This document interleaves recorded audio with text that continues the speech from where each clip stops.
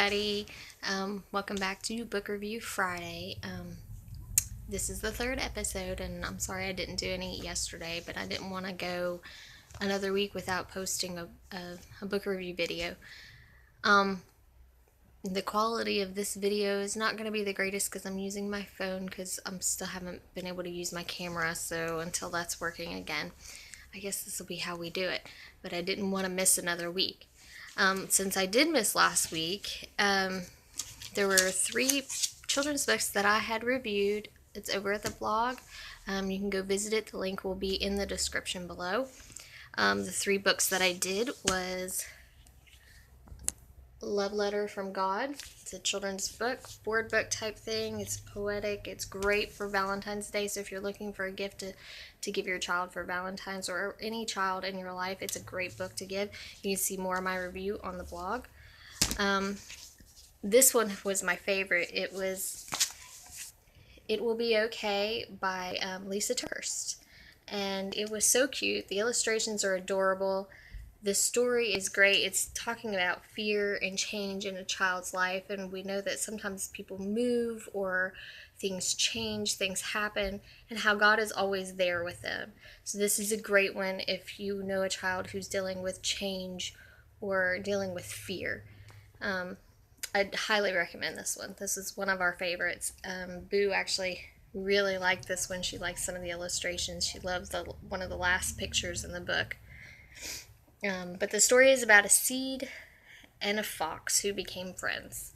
And it's such a cute story. And kudos to Lysa TerKeurst for writing it because it was a great idea. But I love that in the front of the book she put memory verses so that you and your child can memorize God's promises about change and fear, that He's always with you. The third book that I reviewed is called Amy's Best Friend. It's Prayers of a Child. Now, this is not just a book about praying. It's also a keepsake. You can write your children's prayers in the back. I did disclaim on the blog that nowhere on the author's bio does he even profess to be a born-again Christian. So I want you all to know that. So I don't know that he's marketing it as a non-denominational book because it doesn't mention any denomination or specific religion.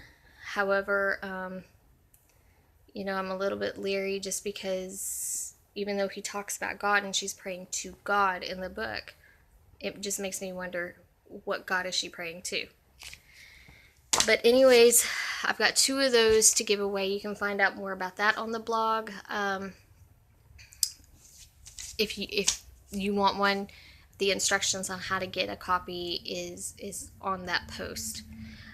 Also this week, and it's up right now, I did get to watch, it's not a book, but I just wanted to throw this one out there, The Identical. I watched it yesterday and the blog post is up there. I've got a giveaway going right now. It runs through Monday at midnight Eastern Standard Time, so if you want to win a copy of it, you can enter at the blog. Again, the URL will be in the description below. This week, we're going to talk about a children's book, A Plague of Unicorns. This is by Jane Yolen. It's a great little fantasy type story set in like medieval times, and it's a story about a young boy who's about 8 years old who lives in, his father's a duke and has gone over to the Holy Land to fight in the Holy Wars. Now he has to go to an abbey, a nearby abbey, to receive his education. The abbey has declared war on this mystical being called unicorns. Therefore, it's a plague of unicorns. The unicorns have been destroying the crops at the abbey. They have an orchard, and they have these special apples. And the abbey was going to use them to make cider, to sell, to fix up the abbey. But the unicorns come in, and they only eat the apples from this type of tree. And so they leave it stripped, and therefore the abbey has no finances coming in to help fix it up. So it's a story about how this 8-year-old boy is able to help the abbey and come up with an idea to get rid of the unicorns. It's cute. It's a little young, so I'd say about 8 and up maybe, but if you read it to your younger child, they might enjoy it. It was a little slow in parts, but it's just like any story. It has to have a beginning, middle, and end. The slow parts lead up to a good ending, so the chapters are short to make it an ideal book for younger kids. The other book that I reviewed, and the full reviews are all on my blog, so if you want more information, you can go to dianaotten.com. But this one I was actually looking forward to for a long time because I had read the other 2 books in the trilogy, and so this wasn't supposed to, originally was scheduled to come out in the spring, but ended up coming out in December. And it's Jessica Doda's final book in the Price of Privilege series trilogy, which is also entitled Price of Privilege. I wasn't sure where she was going to take it because we thought she had it tied up to some degree in the last book, but Julia finds out more about her past, she finds out more about herself, and she finds out how to trust God through it all. The ending, I was a little bit, it was a good ending. It was written very well, but I wasn't sure that that's how I would want it to end, but it's not my story. So, but I do recommend it. It is a deep book. This trilogy is not an easy read. It's not, oh, I can read it in a weekend type thing. Yeah, you might be able to read it in a weekend, but you're going to get a little bit more involved in the characters in this one.